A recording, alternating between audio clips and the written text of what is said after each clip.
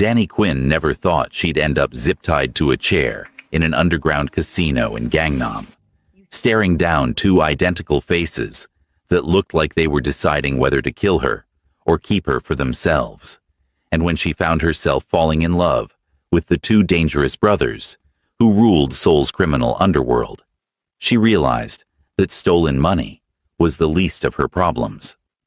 The casino's back room smelled like expensive cologne and fear. Danny's wrists burned against the plastic ties, but she kept her chin up, refusing to give these bastards the satisfaction of seeing her panic.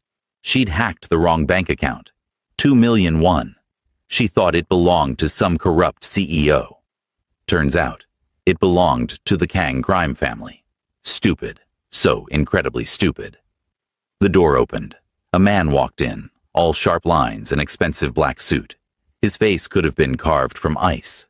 Dark eyes swept over her like she was already a corpse. "You stole from us," he said. His voice was quiet, deadly. "I'll pay it back." Danny's voice didn't shake. "Good. With what? Your student visa and empty bank account?" Before she could answer, another man entered. Same face, completely different energy.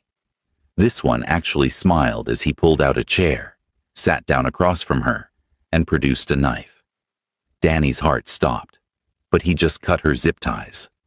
"We're not going to kill you," he said, rubbing her wrists gently where the plastic had bitten into her skin. "I'm Jihoon. That's my brother Minho, and we're going to employ you." "Employ?" Danny jerked her hands back, blood rushing painfully into her fingers. Minho circled behind her chair. She felt him there, a presence cold enough to freeze.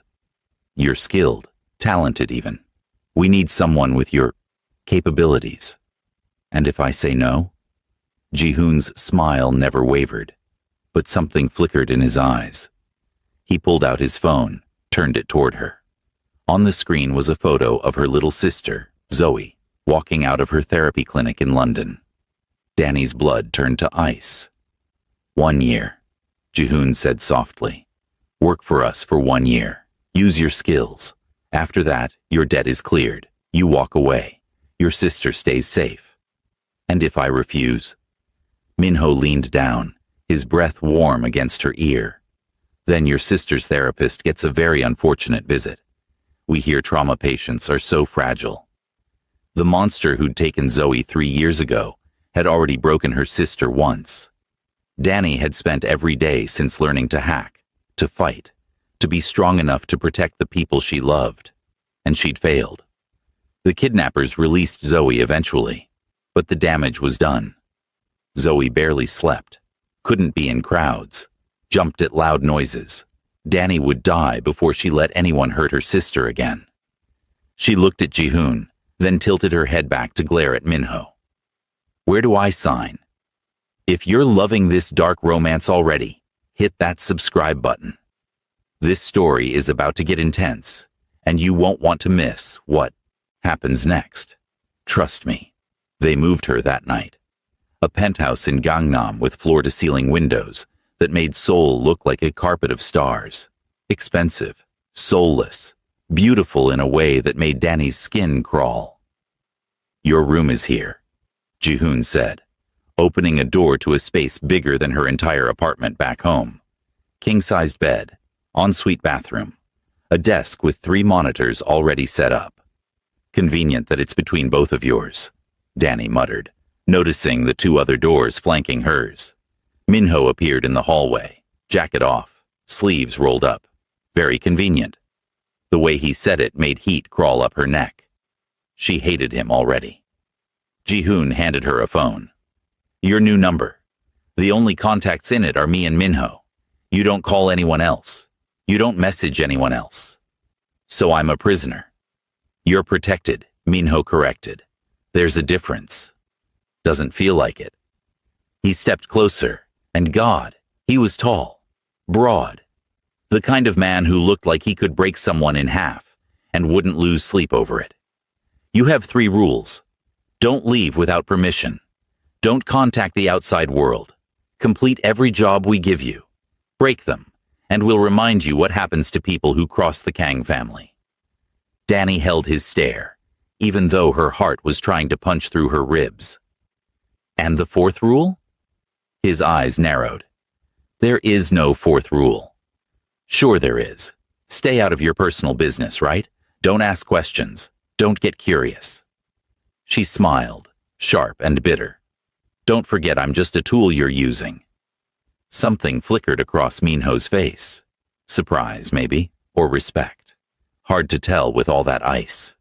Ji-hoon cleared his throat. Get some rest. Your first job is tomorrow. He started to leave, then paused. Danny, we're not monsters. Work with us, and this year will go smoothly. Fight us, and it'll be the longest year of your life. They left her alone. Danny waited until both doors clicked shut before she sank onto the bed, hands shaking. She pulled out the phone they'd given her, turned it over. Probably tracked, monitored. She was in a gorgeous cage with two beautiful devils as her jailers. 1 year, just 1 year. She could survive anything for Zoe. Sleep didn't come. At 2 a.m, Danny gave up and wandered out to the kitchen, desperate for water, for air, for anything that felt normal. The lights were off except for the city glow through the windows.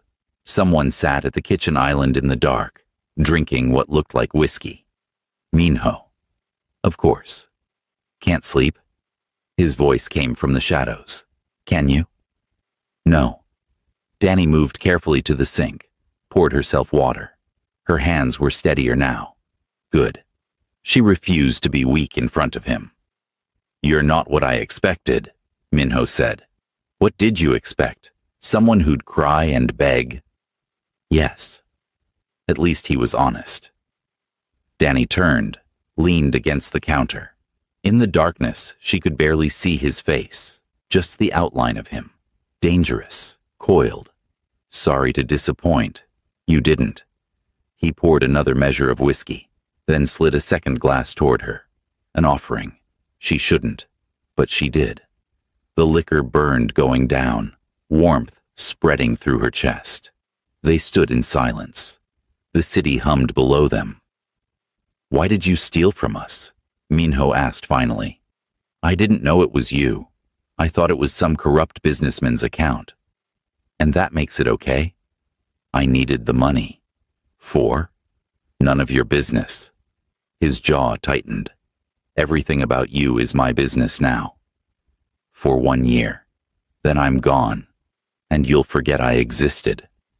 Minho stood, moved around the island. He stopped close enough that she could smell his cologne. Something dark and expensive. I don't think I will. Danny's breath caught. Don't. Don't what? Whatever this is. Don't. His hand came up, not touching her, just hovering near her face, like he was deciding something. You're right. This is a bad idea. Then step back. He didn't. Neither did she. The moment stretched, tight as a wire. Then Minho grabbed his glass and walked away, disappearing down the hall to his room. His door shut with a quiet click. Danny released a breath she didn't know she'd been holding. This was going to be a very long year. The first week was hell. Danny refused every kindness Ji-hoon offered. When he cooked breakfast, she ate in her room. When he asked how she was settling in, she gave one-word answers. When he smiled at her, she looked away. Don't pretend to care, she snapped one morning when he asked if she needed anything. Ji-hoon's smile faltered. I'm not pretending. Yes, you are. I'm a prisoner. You're my jailer. Let's not dress it up as something it's not. She saw the hurt flash across his face before he masked it. Good. She needed him to stop being nice. Nice was dangerous. Nice made her forget what this really was. Minho was easier to hate.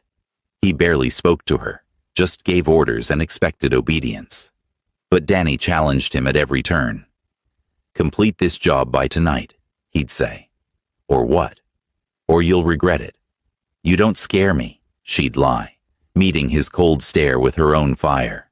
His jaw would tighten. I should.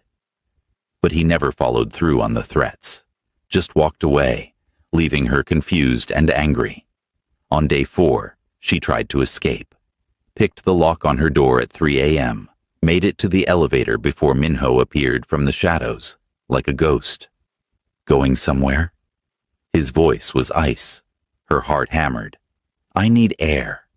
No, you need to follow the rules. He gripped her arm, not hard enough to hurt but firm enough to remind her who had the power. Back to your room. Let go of me. When you stop being stupid. She jerked free, glared at him. I hate you. Something flickered in his eyes. Good. Hate is safer. That night, she slept with a chair wedged under her door handle. On day 7, she tried again. This time she almost made it to the street before Ji-hoon's car pulled up beside her. Get in, Danny. No. Please, before Minho finds out. He won't be as patient as me. She climbed in, furious at herself for the tears burning her eyes. Ji-hoon drove in silence, then parked overlooking the Han River. I know you're scared, he said quietly. I know this isn't what you wanted, but running will only make things worse. How could they be worse? I'm a prisoner. You're protected. Same thing. It's not. He turned to face her.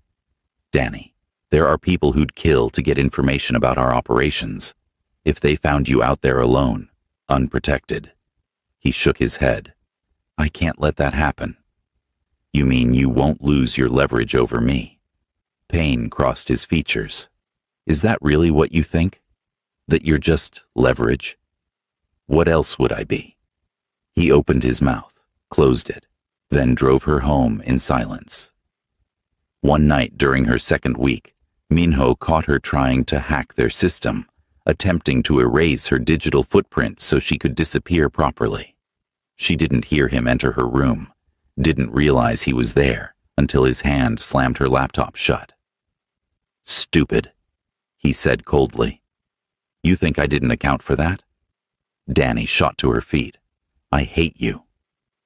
You said that already. He crossed his arms. Tell me, what was your plan? Erase yourself and run. We'd find you in 6 hours. Less. Then I'd run again. And we'd find you again. And again. Until someone else found you first. His eyes were flat, emotionless. Is that what you want? To end up in a worse situation just to spite us? At least I'd have tried. For a moment, something almost like respect flickered across his face. Then the ice slammed back. I'm upgrading the security. Try this again, and there will be consequences. He left without another word. Danny waited for the punishment. For violence, for threats, for something. But nothing came. He just left her alone. She didn't know what to do with that. The next morning, Minho was waiting in the kitchen. You're training with me today. I don't need. You do. The people after us won't care that you're unwilling. Learn or die. Your choice. Danny wanted to refuse, but something in his voice stopped her. This wasn't a power play. This was something else. The gym was brutal. Minho taught her to block, to strike, to use her size as an advantage instead of a weakness. He came at her again and again, relentless.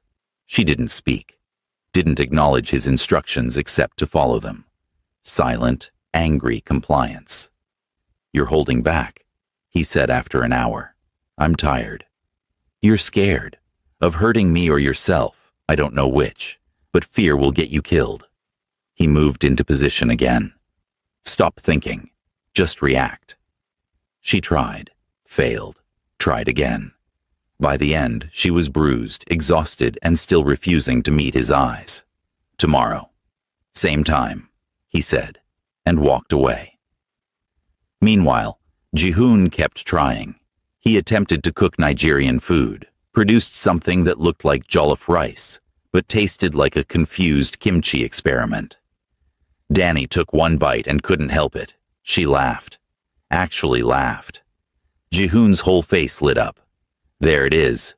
She shut down immediately. It's terrible. I know. Help me fix it? Why would I do that? Because you miss home, and I want to give you a piece of it. His smile softened. Please, Danny, let me do this one thing. Against her better judgment, she did. Showed him how to make proper jollof, the right spices, the technique her mother had taught her. By the end, the kitchen smelled like Lagos, and her chest ached with homesickness. Thank you, Jihoon said quietly, plating the food, for letting me in, even just a little. Danny looked away. Don't read into it. But they both knew something had shifted. Week 3, Jihoon started asking questions about her life, her dreams, what she wanted before everything went wrong. At first, she gave nothing, silence or sharp words designed to push him away. But he was patient, gentle, never pushed, just waited. What did you study? He asked one evening while she worked. Computer science. Did you like it? I loved it. What did you want to do? After graduation? Danny's fingers stilled on the keyboard.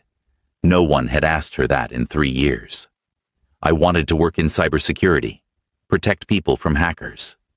The irony wasn't lost on her. Guess that didn't work out. It's not too late. You could still... I'm a criminal now, Jihoon. That door is closed. Doors can be reopened. She looked at him then, really looked. Saw something genuine in his eyes, something that made her chest tight. Why do you care? Because I see you, Danny. Not the hacker, not the prisoner. You. And I think you're extraordinary. She turned back to her screen before he could see how much those words affected her. You don't know me. Then let me. Oh no, Danny thought. I'm falling for him. She tried to pull back, became cold again, distant. But it was too late. Jihoon had wormed his way past her defenses, and now every smile felt like sunlight, every kind word like a knife, because she knew this couldn't last. 9 months. Then she'd leave. She couldn't afford to care. But she was starting to. And that terrified her. In month 2, a job went wrong. Danny had hacked into a rival gang's financial system, just like Minho ordered. But someone had been waiting, traced her location back. Not all the way, but close enough to rattle her. They know I am in Seoul, she told Minho, hands shaking. They're looking. Let them look. They won't find you. You don't know that. Yes, I do. His certainty should have been comforting. Instead, it made her angry. You can't promise that. You can't promise anything. He studied her for a long moment. You're right. I can't. But I can promise I'll die before I let anyone take you. The words should have sounded dramatic, overblown. Instead, they sounded like a vow. That night, Danny couldn't sleep.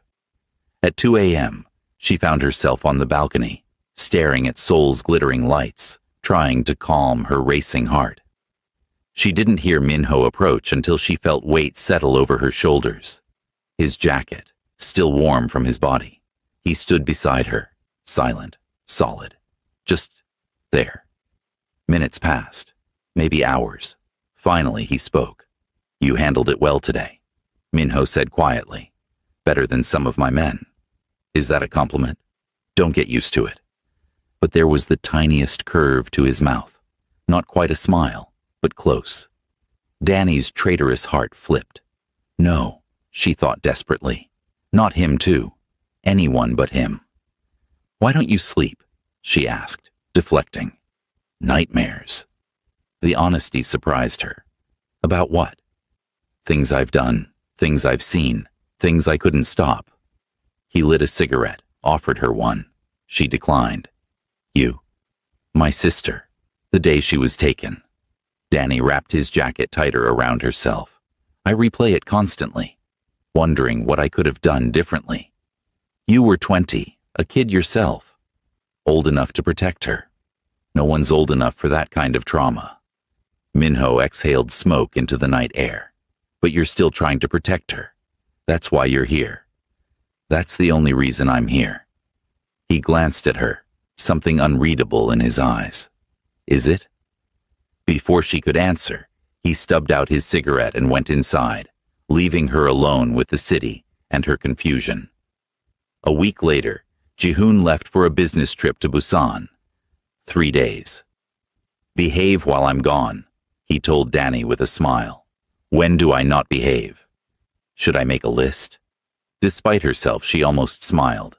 Travel safe. His expression softened. I'll miss you. Don't. Too late. After he left, the apartment felt different, colder. Minho was even more silent than usual, just grunted responses when she spoke. On the second night, Danny woke to shouting, Korean, anguished, coming from Minho's room. She should have ignored it, should have stayed in bed. Instead, she found herself at his door, knocking. Minho? The shouting stopped. Silence. I'm fine. Go back to bed. You don't sound fine. Danny. She opened the door anyway. Minho sat on his bed, shirtless, covered in sweat. His hands shook. He looked broken, vulnerable in a way she'd never seen. Bad dream? She asked quietly. Every night. He rubbed his face. You should go. Do you want me to? Long pause. No. Danny sat on the edge of his bed, careful to keep distance between them. Want to talk about it? It won't help. Might. He was quiet so long she thought he wouldn't answer. Then, I dream about my parents, their murders. Sometimes I save them. Most times I don't. Tonight I watched them die 100 different ways and couldn't move, couldn't scream, couldn't do anything. Danny's chest ached. How old were you? 16. Jihoon and I were supposed to die too. They shot our parents in front of us, were about to shoot us, when our security arrived. His jaw clenched. We were too slow, too weak, too. You were children. We were heirs. We should have been ready. No child should have to be ready for that. Minho looked at her then, really looked, and something cracked in his expression. You understand. I dream about Zoe's kidnapping every night, about all the ways I failed her. You didn't fail her. You were a kid, I know. But it doesn't change how it feels. Danny's hands twisted in her lap. Like if I'd just been smarter, faster, better, I could have stopped it. That's not how trauma works. Then why do you blame yourself for your parents? The question hung between them. Minho's laugh was bitter. Touché. They sat in comfortable silence. Finally, Minho spoke again, softer. Jihoon handles it better. The nightmares, the guilt. He processes things, talks about them. He gestured vaguely. Lock it down. Become ice. It's safer that way. Safer for who? Everyone. His eyes met hers. If I don't feel, I can't be hurt. If I can't be hurt, I can't be weak. If I'm not weak, I can protect the people I... He stopped abruptly. The people you what? The people who matter. Danny's heart hammered. Do I matter? You know you do. Say it. Minho stood abruptly, paced. This is a mistake. You're leaving in 7 months. Getting attached is too late for that, Danny said quietly, echoing something she'd overheard Jihoon say. Minho froze. What? I heard you two fighting last week, in Korean. I've been learning, by the way. Duolingo is very educational. She stood, moved closer. Jihoon said, You're being cruel to her. You said I'm keeping her alive. He said by making her miserable? You said better miserable than attached. She leaves in 9 months. Don't make it harder. And Jihoon asked, Too late for that, isn't it? You didn't answer. Minho's face had gone carefully blank. You shouldn't have heard that. But I did, and now I understand. Danny stepped closer. You're not cold because you don't care. You're cold because you care too much. You're protecting yourself. Danny, and it's not working, is it? Because you're already falling. Stop. Tell me I'm wrong. He couldn't. The silence was answer enough. Training the next day was different, charged. Every touch felt electric, every look lasted too long. Minho pinned her, teaching her how to escape a hold, his hands on her wrists, his body pressed against hers, both of them breathing hard. "Focus," he said, but his voice was rough. "I can't." "Why?" "Because of you." He froze. "Danny, tell me you don't feel this too. Tell me I'm imagining it." Long silence. His eyes searched hers, ice melting into something warm and desperate. "I can't tell you that." The kiss happened slowly, inevitably. Minho's lips on hers, gentle, reverent, like he was terrified of breaking her. His hands cradled her face like she was precious, breakable, worth protecting. When they pulled apart, both shaking, he rested his forehead against hers. "This is dangerous," he whispered. "I know. You'll leave in 7 months. I know. I'm falling for you anyway." Danny's eyes burned. "I know. Me too." His thumb traced her cheek. "What do we do?" "I don't know." They stood there, holding each other, the future looming like a storm they couldn't avoid. When Jihoon came home the next day, he found them on the couch, not touching, but close. Something had shifted, and he saw it immediately. "Hyung," he said carefully, "did something happen?" Minho met his brother's eyes. A whole conversation passed in silence. Finally, Jihoon smiled, sad but accepting. Okay, Danny asked. "I'm not going to fight him for you. We're not going to do that." Jihoon sat on her other side. "But I'm not giving you up either." "What does that mean?" The twins looked at each other. Some twin telepathy Danny couldn't decode. "It means," Minho said slowly, "we figure this out. Together. All 3 of us," Jihoon added. Danny's heart hammered. "That's insane." "Completely," Jihoon agreed. "People don't do that." "We're not most people," Minho said. "And neither are you." "I don't know how." "Neither do we," Jihoon admitted. "But we'll figure it out. If you want this. If you want us." Danny looked between them. Minho, all ice and hidden fire. Jihoon, all warmth and steady devotion. 2 halves of something she didn't know she needed. "I want this," she whispered. "I want you. Both of you." "Then you have us," Minho said. "All of us," Jihoon added, taking her hand.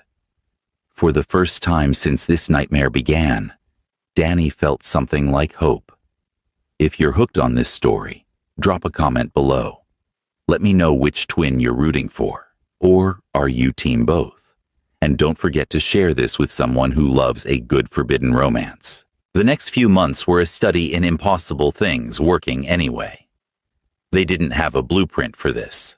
No rules, no guide, just 3 people fumbling towards something that felt right, even when it looked wrong. Mornings belonged to Minho. Training sessions that were half combat practice, half stolen kisses against the gym mats. He taught her to be lethal, then held her like she was made of glass. "You're getting better," he said one morning, blocking her strike. "Good teacher." His rare smile appeared. Or exceptional student. Evenings were Jihoon's, cooking together, his hands guiding hers as he taught her to make Korean dishes. Laughter and teasing and soft touches that made her heart race.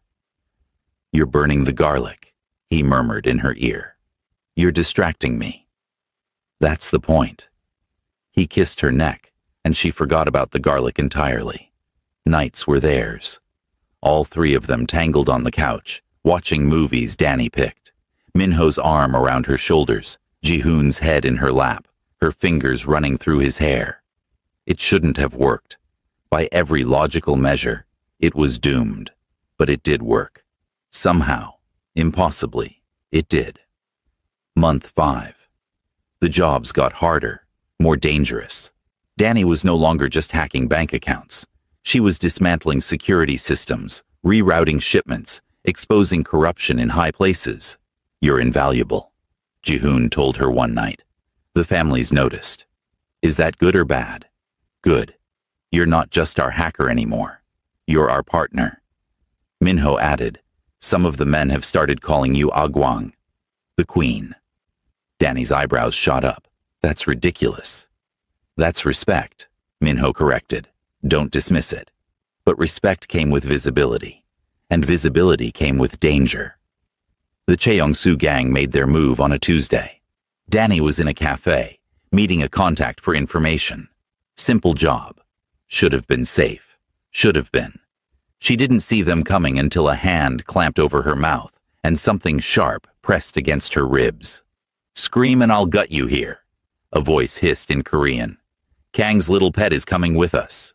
They dragged her to a van, zip-tied her wrists, threw a bag over her head. Terror clawed up her throat, but she forced herself to think. Minho had trained her for this. Stay calm, observe, wait for opportunity. The drive felt like hours. When they finally stopped, they hauled her into a building that smelled like rust and rotting fish. A warehouse, probably near the port. Someone ripped off the hood. Bright lights blinded her. Well, well, a man said. Middle-aged, expensive suit, cruel smile. The twins' whore. I expected someone more impressive. Danny glared. And I expected someone less cliché. Really? The twins' whore? That's the best you've got? He backhanded her. Pain exploded across her face. Mouthy too. They teach you that? She spit blood. No, that's all natural talent. Another hit. Her vision swam. Here's what's going to happen, he said. You're going to call your boyfriends. Tell them to come alone, no backup, or we start cutting pieces off you. Starting with fingers, maybe moving to that pretty face. They won't come. Yes, they will. Everyone knows the Kang twins have gone soft over you. It's pathetic, really. Weaklings ruled by their dicks. Danny laughed, tasted more blood. You have no idea what's coming for you. Big talk from a tied-up girl. Not a threat, a fact. She smiled through split lips. You just made the last mistake of your life. Minho's phone rang during a meeting. Unknown number. He answered anyway. It was Danny. They had asked her to speak to him so that he could feel her panic. Minho-si, Danny's voice came through, strained but steady. They want you and Jihoon to come to the old fish warehouse on Pier 7, alone, or they'll start removing my fingers. Danny, it's fine. I'm fine. The line went dead. Jihoon was already standing. How many men do we have ready? 30, maybe 40. Minho was already texting, his face carved from ice and rage. Get everyone, now. They said come alone, they said. Minho's voice was deadly quiet. No one touches what's ours. Within 20 minutes, they had an army. The warehouse erupted in violence. Danny heard it first, gunshots, shouting, the sounds of men dying. Her captors panicked, guns drawn, focused on the doors. Now, move now. Minho had taught her this. When your enemy is distracted, strike. She drove her heel into the knee of the man closest to her. Bone crunched. He screamed, dropped. She managed to grab his knife with her zip-tied hands and cut herself free. The door exploded inward. Minho came through like an avenging angel, gun in each hand, face splattered with blood. Behind him, Jihoon, quieter but no less deadly. They moved like water, like they shared one mind. Every shot precise, every movement calculated. Danny had seen them as businessmen, as lovers, as brothers. She'd never seen them as this. Gods of violence, beautiful and terrifying. The man who'd hit her raised his gun toward Minho's back. Danny didn't think, just grabbed the fallen knife and threw. It buried itself in the man's throat. He went down choking. Minho spun, saw her standing there covered in blood, and something fierce and possessive blazed in his eyes. Then it was over. Bodies on the ground. Silence except for their ragged breathing. Jihoon reached her first. Are you hurt? Danny, look at me. Are you hurt? I'm okay. I'm okay. But she was shaking, adrenaline crashing. Minho holstered his guns, crossed to her in 3 strides, and pulled her into his arms, actually shaking. If they'd hurt you, if we'd been too late. You weren't. She clung to him, to them both. You came. Always. Jihoon whispered, wrapping around her from behind. We'll always come for you. They held her there among the bodies and blood. 3 people who shouldn't fit together but somehow made perfect sense. Back at the penthouse, Jihoon cleaned her wounds while Minho paced like a caged animal. This is my fault, Minho said. I should have had more security on her. Should have what? Danny interrupted. Locked me in a cage. This is the life you live, the life I chose to be part of. You didn't choose this. We forced you. At first, maybe. But I'm still here, aren't I? Even though my debt's been paid for months. Both twins froze. What? Jihoon asked carefully. Danny laughed, wincing as it pulled her split lip. You think I didn't do the math? I've completed jobs worth millions. Minho stared at her. You knew? Of course I knew. I'm not stupid. Then why stay? Jihoon's voice was barely a whisper. Because somewhere along the way, this stopped being a prison and started being home. You stopped being my captors and started being... She couldn't finish. Couldn't say the word that terrified her. Everything, Minho finished for her. You became everything. Say it, Jihoon urged gently. Please, Danny, just say it. I love you. The words tumbled out. Both of you. I'm in love with both of you. And I don't know what to do with that because I'm still leaving in 2 months and... No, Minho said. What? You're not leaving. You're staying. Here, with us. Minho, that's not how this works. I have a life, a sister. Bring her here, Jihoon said. We'll protect her. Set her up in therapy here. Get her everything she needs. You can visit whenever you want, but you stay. You can't just watch us, Minho said. His hands cupped her face, careful of her bruises. I'm not letting you go. I can't. I won't survive it. Neither will I, Jihoon added. Tears burned her eyes. This is insane. Then let's be insane together. Minho's forehead touched hers. Stay, please. Sarangi, Jihoon whispered. We love you. So much it terrifies us. Danny looked between them. These 2 impossible men who'd crashed into her life and rearranged everything. Okay. Okay? Minho's voice cracked. Okay, I'll stay. I'll bring Zoe. We'll figure it out. She laughed through tears. God, this is crazy. Best kind of crazy, Jihoon said, kissing her softly. Minho kissed her too, deeper, desperate. Mine. Ours, Jihoon corrected. Ours, Danny agreed. For the first time in 3 years, the future didn't look like survival. It looked like something worth staying for. Month 11 arrived too fast and brought disaster with it. The summons came on a cold Tuesday. The twins' grandfather wanted a family meeting. Immediate. This isn't good, Jihoon muttered, adjusting his tie. Minho's jaw was granite. He's heard about Danny. Of course he has. We haven't exactly been subtle. Danny watched them prepare, anxiety coiling in her stomach. Should I be worried? No, Minho said at the same time Jihoon said, maybe. They looked at each other. Minho sighed. Stay here. We'll handle this. Handle what? Family politics. Nothing you need to worry about. But Danny worried anyway. After they left, she paced, tried to work, couldn't focus. Something felt wrong. 3 hours later, they returned. Both looked like they'd been carved from stone. What happened? Danny demanded. Jihoon poured himself whiskey with shaking hands. Grandfathers arranged marriages for us. The words hit like a physical blow. What?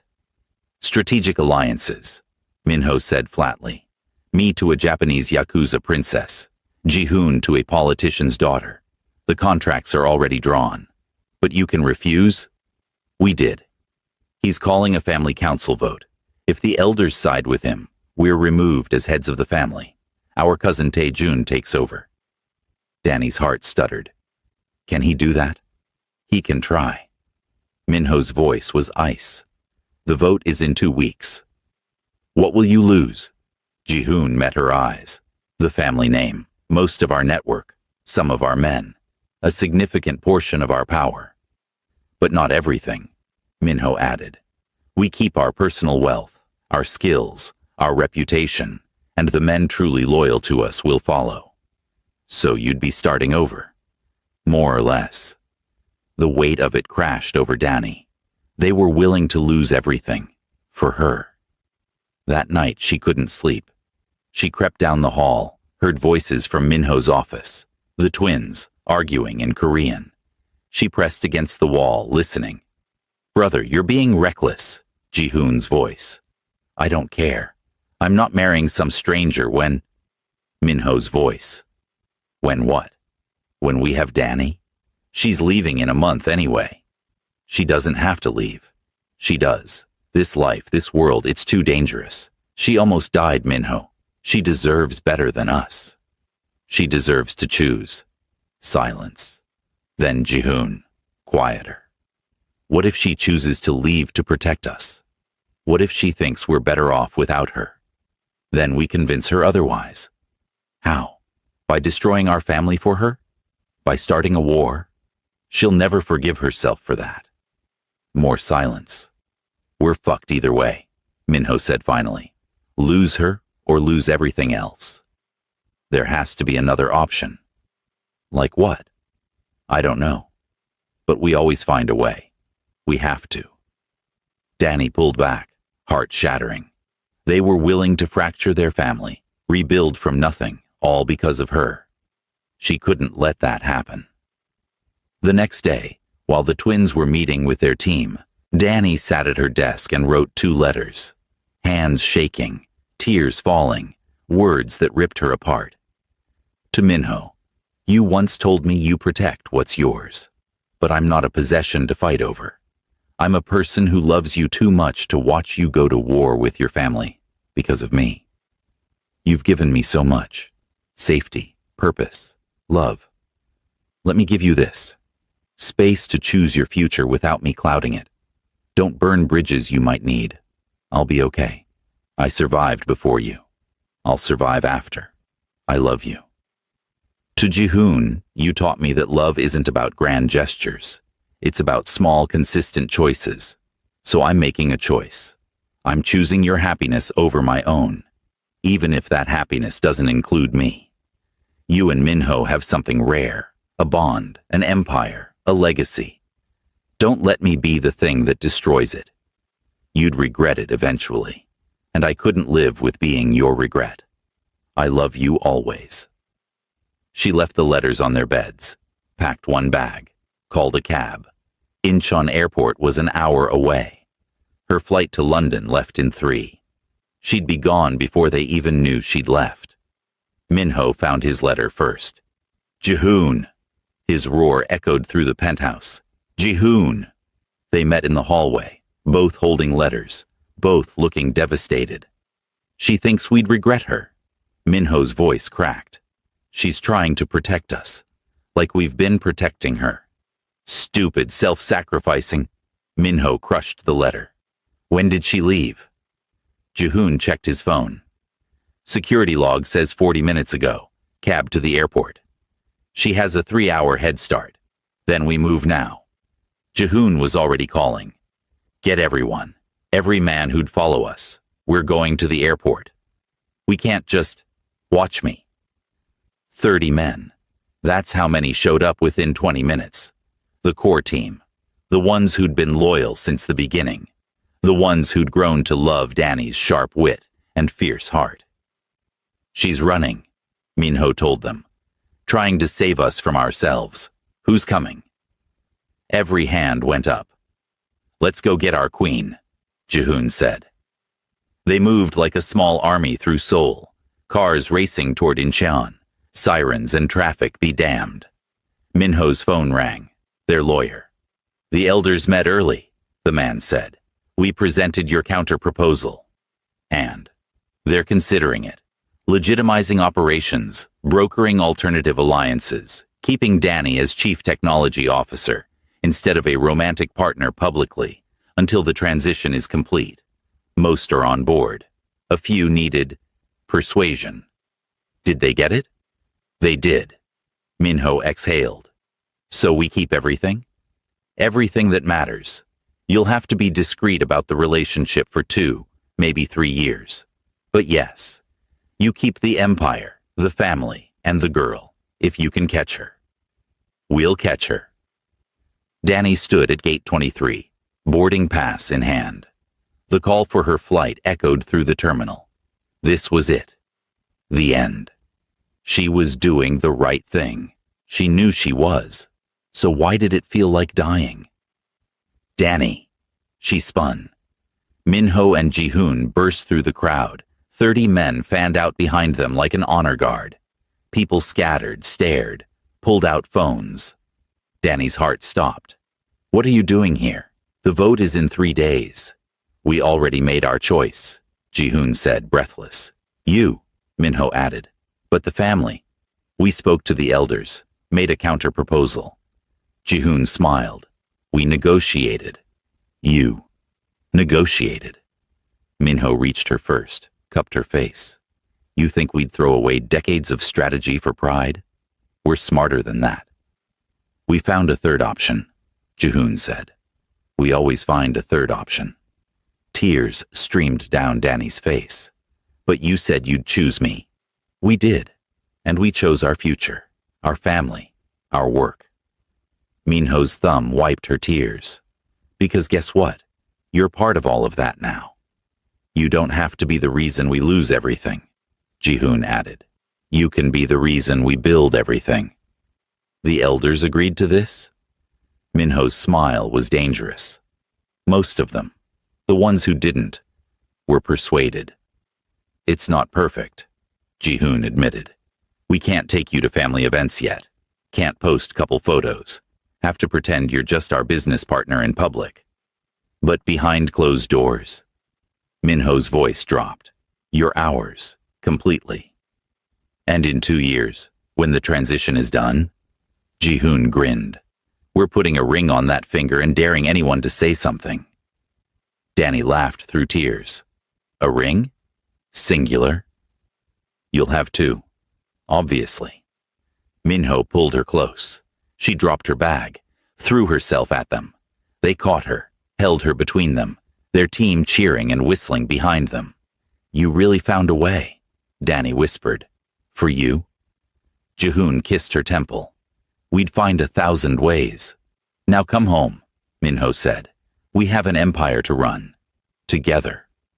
She nodded, unable to speak past the emotion choking her. Together, she finally managed. They walked out of the airport, her in the middle, both of them holding her hands, their team surrounding them like a protective wall. People stared, cameras flashed. Let them look. This was her life now. Complicated, unconventional, dangerous, perfect. The future stretched ahead, uncertain but theirs to build. Not ruined, not sacrificed, just transformed. And for the first time since this whole impossible thing began, Danny Quinn knew exactly where she belonged. Home. If you made it this far, you're amazing. Drop a comment and let me know what you thought. Team Minho, Team Ji-hoon, or Team both. Don't forget to like this video and subscribe for more addictive Afro-Korean romance stories. Share this with your friends who love dark romance and why choose stories. What should I write next? Let me know in the comments.